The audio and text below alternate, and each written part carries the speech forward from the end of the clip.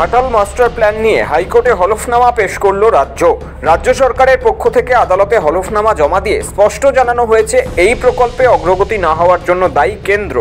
এদিন এই সংক্রান্ত মামলার শুনানিতে রাজ্যের দাবি, কেন্দ্রীয় সরকার অর্থ বরাদ্দ করছে না, ফলে পরিকল্পনা বাস্তবায়ন করা যাচ্ছে না। তবে কেন্দ্রের টাকা ছাড়াও রাজ্যের নিজেদের উদ্যোগে কিছু কাজ চলছে বলে আদালতে জানিয়েছে রাজ্য। বিগত বেশ কয়েক বছর ধরে বর্ষা এলেই ঘাটালের দুরবস্থা শিরোনামে উঠে আসে। রীতিমতো জলের তলায় চলে যায় এই এলাকা। বন্যা পরিস্থিতিতে স্বাভাবিক জনজীবন বিপর্যস্ত হয়, আর ঠিক তখনই চর্চা শুরু হয় ঘাটাল মাস্টার প্ল্যান নিয়ে। অবস্থার কোনো অগ্রগতি নেই। এবছরও ভারী বৃষ্টিতে কোমর জল নিয়ে দিন কাটাতে হয়েছে ঘাটালবাসীকে। ঘাটাল মাস্টার প্ল্যানের অনুমোদিত বাজেটে কেন্দ্রের অংশ 60% এবং বাকি 40% রাজ্যের।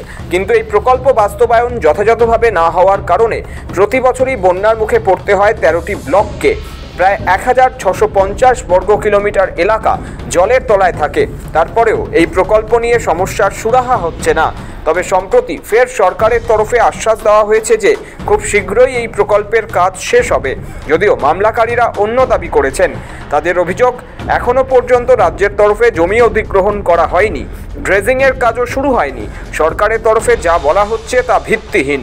এদিন আদালতে দুপক্ষের বক্তব্য শুনে এদিন বিচারপতি জানিয়ে দেন, এই মামলায় কেন্দ্রীয় সরকারকেও পক্ষভুক্ত করতে হবে।